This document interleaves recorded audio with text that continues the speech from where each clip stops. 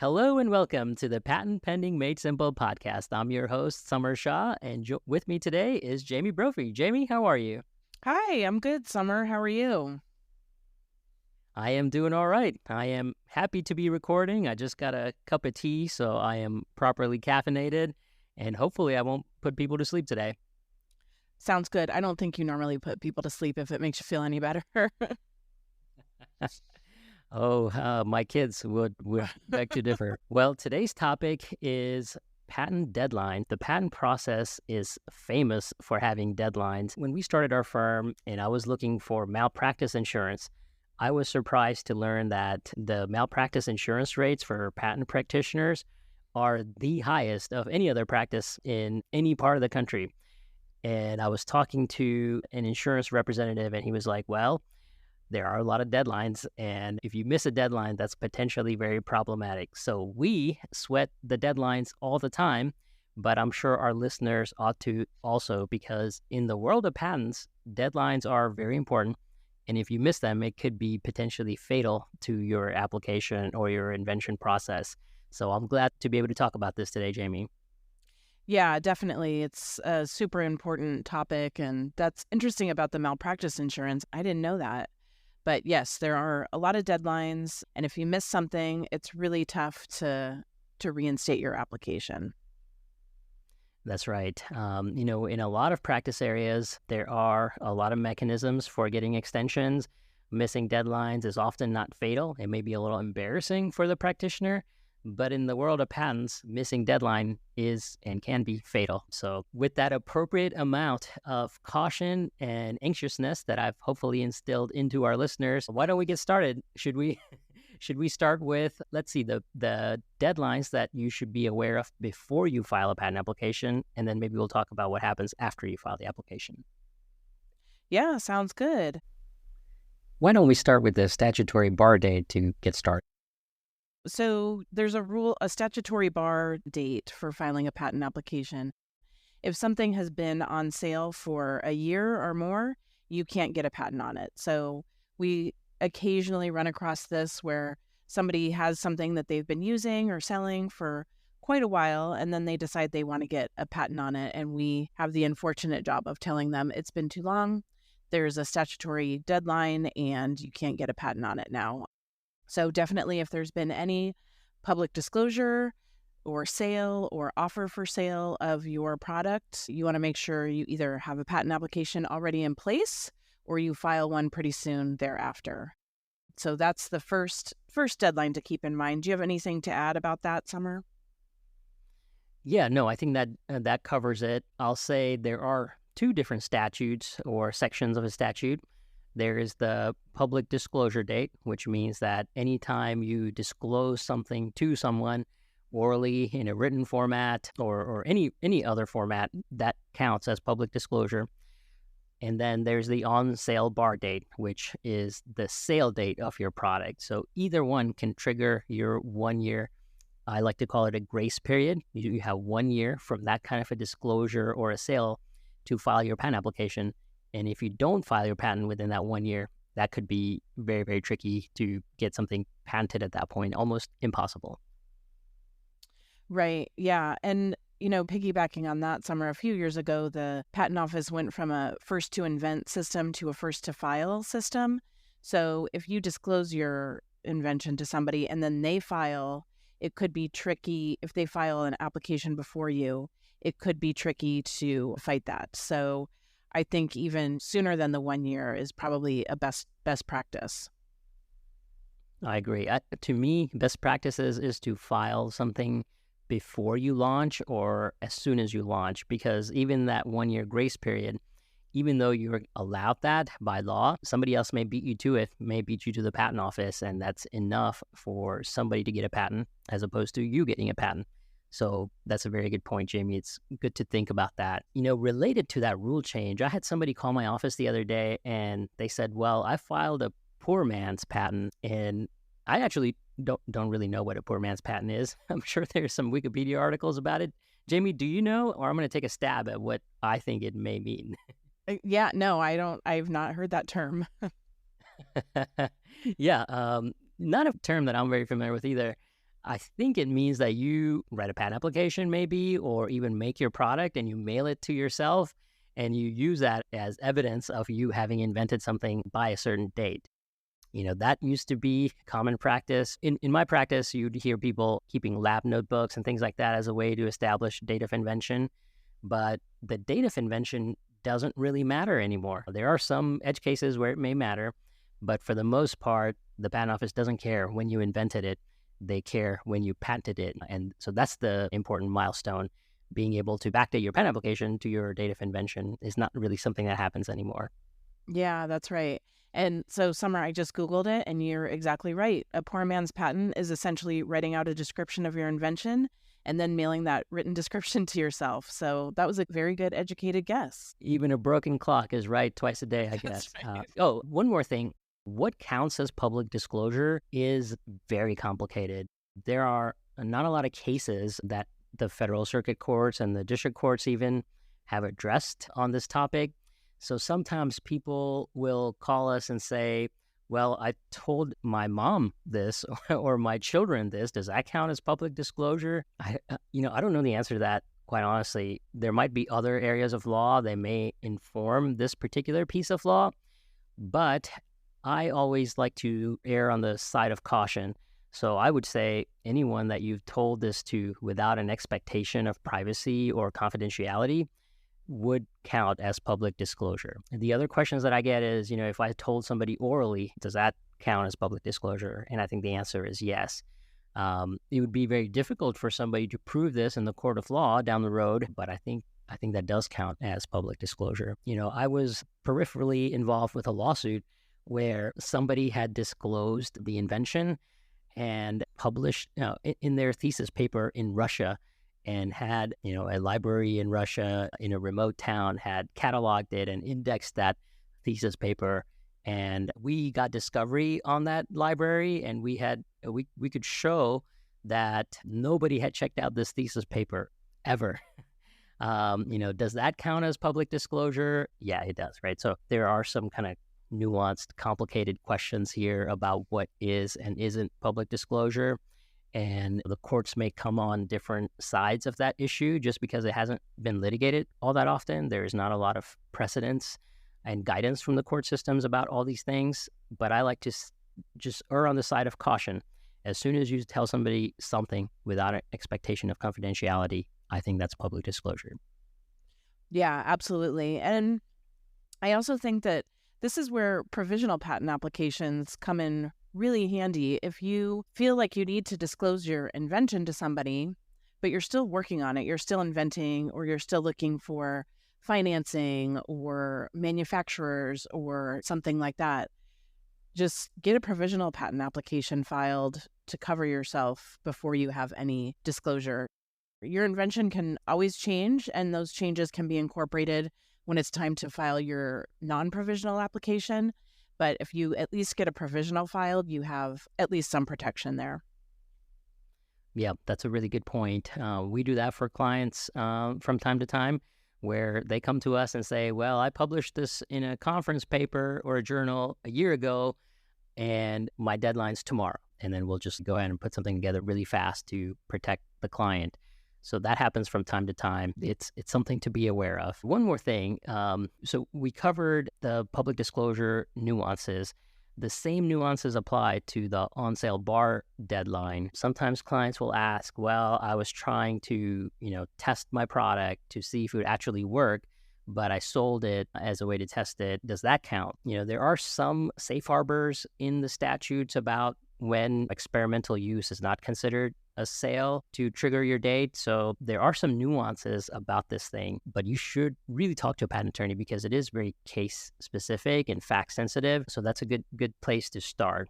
The one last thing I'll say about this topic, Jamie, is what counts as public disclosure, right? So let's say you made a blog post about your invention, or you made a Facebook post, something like that, but you didn't actually tell anyone how the invention or the product works. Is that public disclosure under the law? And I think that's a pretty nuanced question as well. The general rule is that it has to be an enabling disclosure, which means that you have to disclose enough information to enable a person of ordinary skill in the art, so somebody as skilled as the inventor usually, that they should be able to look at your disclosure and know how to make your invention. So it's not just like a high level disclosure of what the product is, but it's about how the invention works. And that is varied, right? So some inventions, you take a picture of it and publish it to the world, that's enabling disclosure. For other products, you take a picture of it and no one really knows how it works or how it does its thing. So enabling disclosure can vary depending on the product. And the other thing is that the case law on what is enabling disclosure is also very sparse. So I also like to walk the line here or on the side of caution and say, anytime you make a disclosure, just circle that date in your calendar and say, hey, let's file something 1 year from that date. And let's not get creative unless we have to, right? The best thing and the safest thing you can do is file within that 1 year of whatever the post is, even if it's not an enabling disclosure. Yeah, definitely. Yeah, I think the gist of it is file your application as soon as possible. If your product's been on the market for a while, you might be out of luck. Yeah, that's a really tough one to skirt. Sometimes what we do when that does happen is we'll try to find some aspect or portion of the invention that was not in that original disclosure and try to protect that new stuff, or we'll tell the client to go back and come up with some improvements to that product, and then we can file patents on the new things that they've come up with. But yeah, that one is tough. There's really no way around it. Yeah, absolutely. So, yeah, I think that covers it for that first deadline that you need to think about before you even file your patent application. Summer, what are some other deadlines that need to be considered during the patent application process? Yeah, so we covered this in some of our other podcasts, but once you file your first application and it's a provisional application, then you know that you have 12 months from that provisional filing date to file your non-provisional application and or your international PCT patent application. So 12 months after your first filing date, that's something you should be considering, especially if you only filed a provisional. If you filed your first application as a non-provisional, then you have 12 months from that date to file your PCT or international patent application. So you need to circle that date as well, regardless of whether you file the provisional or the non-provisional first. We talked about the PCT in the past. You do need to enter national phase 18 months after you file the PCT application. So circle that date on your calendar as well. And we can cover the PCT in another podcast in more detail, but that's another area where you probably need to hire an attorney to get things done, and they'll keep track of your deadlines for you. That gives you protection in other countries and with an option to get a patent in those countries. But that deadline is 18 months after you file the PCT application. Now, finally, if you file the PCT application first, then you have 30 months from that date to enter national phase. So some deadlines to keep track of. Yeah, definitely. And I think those deadlines are not extendable. So those are drop dead deadlines, aren't they, Summer? Yeah, there's nothing you can do to extend those. There's no one you can talk to really even. They're just going to say, sorry, you missed the deadline. Nothing you can do. So be very careful about those. Right, right. So once you file your utility application, there's a bunch of different kinds of communications you could receive from the patent office, and each of those has different deadlines for responding to them. So one of the first things you might receive is a notice of missing parts or a notice of incomplete application. The notice of missing parts just means that either you didn't file with your filing fee or the inventor's oath or declaration or formal drawings. Something is missing from the patent application, and you have 3 months to respond to that kind of a notice. That deadline is extendable, and you extend the deadline by paying for the extensions 1 month at a time. So if you respond by the 4 month deadline, that's a 1 month extension fee. If you respond by the 5 months, that's a 2 month extension fee. You can get all the way up to 6 months to respond. Summer, do you have anything to add about that? No, I think that's great. Typically, you get the notice of missing part if you didn't pay all your fees when you were filing the patent application, or if there's something wrong with the drawings and you need to file formal drawings or make some corrections, or if you didn't submit something like an inventor's oath or a declaration, things like that are things that you'll receive a notice of missing part for. Yeah, and that notice of missing parts you would typically get, I would say, within 3 to 4 months of filing your application. And I believe it's the same deal with a notice of incomplete application. I don't know if I've ever seen one of those, but if there's something essential missing from your application, they'll send you a notice of incomplete application. And in that case, you don't get your filing date until you formally complete the application. So there's a deadline for responding to that notice. And when you respond to that notice, that's when you will receive your filing date for your application. That's right. So that's a really good point because we never get one of those, but the requirements to get a filing date on a patent application is that you need to have the spec, you need to have at least one claim, and you need to have an abstract. So if you don't have one of those three things, they will give you the incomplete or notice of incomplete application. And that means that you did not meet all of those three requirements for getting a filing date. So you need to go back and fix that. And whenever you do fix it, that's going to be the date of your patent application at that point. Right. So then after that, the next thing you would probably receive from the patent office is an office action. And like we've mentioned several times in this podcast, the office action is usually a rejection of some sort. And it's not uncommon to get a rejection. It's very normal. And you have 3 months to respond to that office action. And that deadline, like I mentioned before, with the notice of missing parts, that deadline is extendable for up to 6 months. And the fees for extending the deadline are on the Patent Office website. They change all the time, so I won't mention them specifically here, but you can always find those on the Patent Office website. Summer, anything else about responding to office actions, deadlines for responding to office actions? One nuance here is that there might be slightly different deadlines for a non-final and a final office action. Or actually, I should say the deadlines are the same, but usually we act differently or we file on it at a different cadence, even though some of the external deadlines are the same. If you do get a final office action, there are a few things you could do. You can file an appeal brief, so you can appeal the case.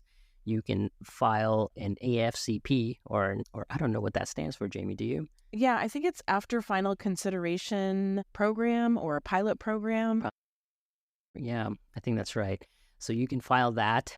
We'll try to file that within 2 months or 3 months of receiving the final office action because it triggers some additional deadlines downstream of your filing date. So if you wait too long, you could be in a sticky situation where you have to file additional things down the road without actually getting a response from the patent office. So if you're at a final rejection, I would say it behooves you to take some action or get something filed in a couple of months after that date.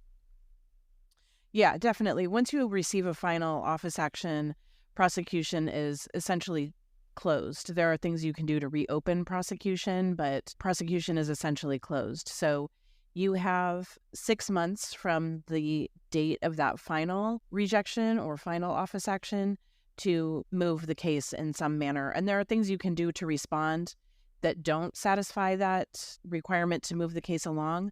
So if you're planning on doing some of those in between, you need to make sure that you have enough time to meet that 6-month deadline, if that makes any sense. No, I think that's pretty good. I think that covers the office action phase. Should we move on to the allowance at this point, Jamie? What do you think? Yeah, I think that covers everything. I can't think of anything else we need to mention about responding to office actions.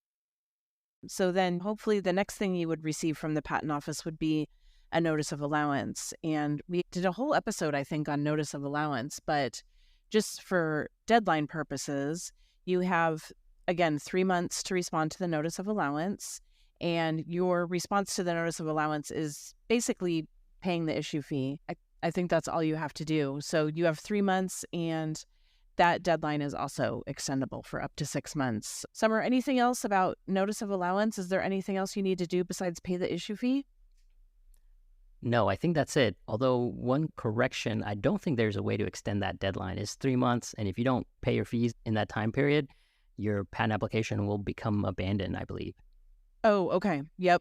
Yeah, I think you're right. Sorry, I misspoke. Yep, no worries. Oh, one thing I did forget is there is that thing, it's called an ex parte quail action. You may get that before you get a notice of allowance if you have, let's say, overcome all the rejections, all the substantive rejections on the merits, but there's some informalities. Still, you may get it's called an ex parte quail action, and you have to respond to that within 2 months of receiving it. So be mindful of that. That is a shortened statutory period relative to the others. But yeah, if you get those and you overcome that, then you'll have to pay the issue fee, which are 3 months away. Yeah. And then after your patent issues, there are maintenance fees you have to pay. And I'm not super familiar with the deadlines for maintenance fees because once the patent application's allowed, then my job's kind of over at that point. So, Summer, what do you know about maintenance fees and deadlines for those?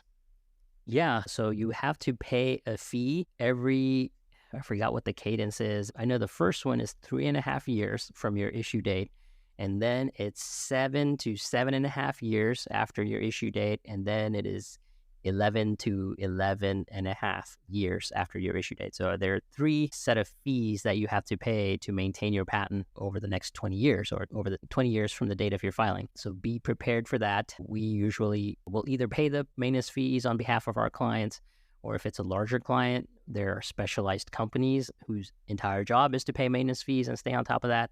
So we'll usually refer the client to that, just depending on how large their portfolio is. But I think that's the date. Those are the dates. I am not 100% sure about that.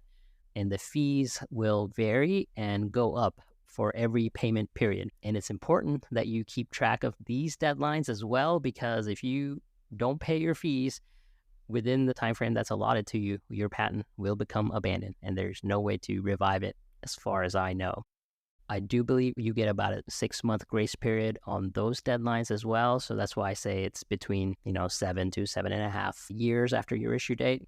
But again, I would check with your patent practitioner on that because, those dates are critical. You cannot get them back once they're gone. Right. Those are all the deadlines I can think of. Can you think of anything else, Summer?